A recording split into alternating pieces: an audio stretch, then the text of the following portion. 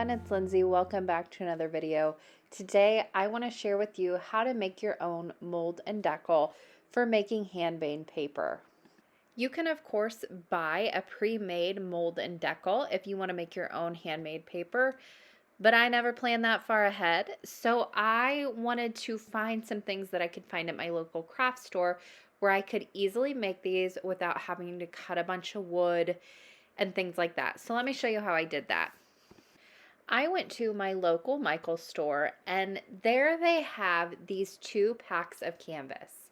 They come in all different sizes, so you have a variety of choices to choose from. You also get 2 in every pack, which is great because you need 2 of them to make your mold and your deckle. They are also fairly inexpensive and quite easy to take apart and use in this manner. So what I did was I actually chose the 8x10 size. It just is going to depend on what size of paper you want to make. This was kind of the perfect size for me, but you can go a little bigger, you can go smaller, you can go square, you can go whatever size you want. Just grab a pack of those. It comes with 2 in a pack. And the first thing you are going to want to do is remove that canvas. You don't necessarily have to remove the staples. They're not going to be in the way so much, but I did just take them out and remove that canvas all the way around the outer perimeter. I saved that canvas and I will be using it in my junk journal and different projects. I just keep it in a little bin so I can pull and cut different pieces as I want to use them. So I'm not going to let that go to waste. But all I need right now are these 2 little frames, which are going to be the perfect size for making my handmade paper. These are also exactly the same size, so I don't have to worry about going and trying and thrifting 2 frames and getting them to match up exactly. I know these are going to work. I've got some extra pieces I can just use later on in my junk journaling or my crafting. So I'm not going to let that go to waste, but I now have my 2 wooden pieces that are going to match up perfectly. I can start to make my paper with those. But first I need to add a screen to only one of them. So one of them we are going to leave plain and simple without anything on it. The second one we are going to attach some screen.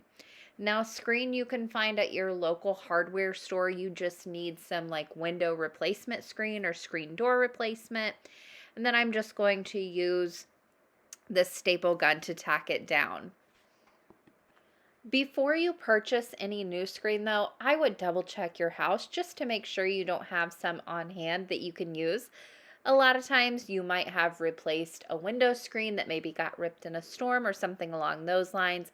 So you might have a roll in your garage that you don't know about. Also, if you have done any replacing of windows or screen doors, if you're like me, you might have had to replace some windows. Well, those old screens don't fit my new windows. I don't have a purpose for them. So I just cut the screen out of those and I was able to repurpose that here. So this is just from some old screens that no longer fit the windows I have. They were in the garage. They were either going to go to the dump, but I just saved it and salvaged a little piece out of there. You don't need a ton, just enough to kind of fit that frame and wrap around the edges. And I'm just making sure that this is nice and tight. You do want a good fit, a nice snug, tight fit. So I staple one side, then come over to the other side. I'm going to pull it nice and tight and continue to staple around all 4 sides. This is a nice soft wood. If you do not have a staple gun, you can get by with just using some tacking nails and a hammer. That would be really a great option. Or if you have a nice soft wood like this, you might actually be able to just use a regular handheld stapler, kind of opening it up and using it flat like you would almost on a bulletin board. You could probably get away with doing that as well because this wood is very, very soft. It's not a hard wood at all. But I am using my staple gun. It gets the job done quick and I know it's going to stay put. So I did my first 2 sides. And I like to do 2 sides straight across from each other first, and then I will go to the opposite sides and pull it nice and tight. Make sure I get even tension all the way around. I did save the corners for last. These don't have to be perfect. I like to just kind of gather them up, pull them nice and tight, and put a few staples in there just to hold everything firmly in place.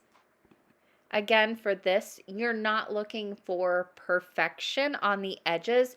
You're more looking for a nice smooth surface for you to gather up that pulp to make your paper.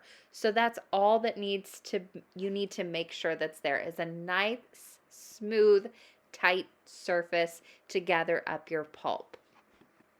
Now, whenever I'm making this, I started out with a very large piece of the screen. I didn't want to accidentally go a little short on one side, so start with larger than you need. Then whenever you get everything nice and secure with your staples or your tacks or whatever you may be using, you can come back and you can cut this down to the size you need it. You don't want this overhanging past the frame itself. So just use some scissors, or I used a craft knife, and just cut that away so you're left with a nice clean edge. And just make sure your scissors are nice and sharp or your craft blade is nice and sharp, and just go right along those edges. Again, I like to start with the straight edges and then I'll come back and I'll do those corners. I just go right up against there and pull my blade straight across. You're cutting into wood here, so it's not that big of a deal. You don't need anything underneath it. Just take your knife and drag it right across there and it will cut beautifully as long as you're using a nice sharp blade. Now, once you have all of this cleaned up and you don't have any overhang left, you can stop here. This is ready to go. It is ready to be used. However, I wanted to add a little bit more protection to my wood, so I'm going to take this one step further. So like I said before, this is a very soft wood. Now, wood is also going to absorb some of the moisture. To keep that from happening and from getting too wet, I am going to cover this with some duct tape. I am just using some plain black duct tape and I'm going to cover all of the edges. Now, I will not only do this on the piece with my screen, but I will also do it on the wood that is just my mold as well. That's going to protect it even more from kind of retaining a lot of that moisture or getting it on there. I just like to use different size pieces, kind of cut it down to size, and then I'll just cover as much of the wood as possible. This is also going to keep your hands from getting potentially, if any of the screen gets a little sharp in places, it will keep your hands protected from that, and it will keep it held down. Just another barrier in place to keep that screen in place as well. Now, if you want these to last a long time, again, this is a soft wood. It's going to pull up some of that moisture. If you want them to last longer, what I would do is before I even started any of this, after I've taken that canvas off, I would treat this wood. I would put either a polyurethane, some sort of water-resistant outdoor sealant on it, and that will keep all of the water out as well. And it'll last for as long as you want it to that way. But I am not looking for these to last years and years. This was a nice, cheap, quick project for me. Not something I wanted to take a ton of time doing or that I want to last a really long time. These are fairly cheap. I've got more screen. I know I can make more of these fairly quickly. It's not that big of a deal to me.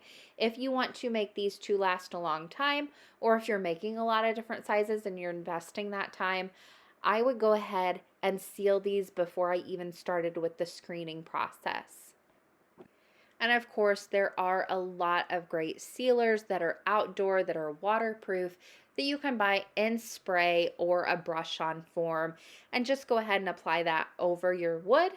Then once that's dry and you followed all the directions from the manufacturer on that, you can go ahead and just do this process as well. Add your screen, and then you can leave it at that if you wanted to. So if you ever did need to replace that screen, it would be nice and easy to take out. You wouldn't have to worry about the tape.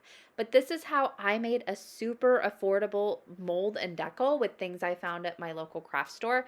I hope this helped you, and I'll see you soon on how to make your own paper with these things. Thanks for watching, and happy crafting, everybody.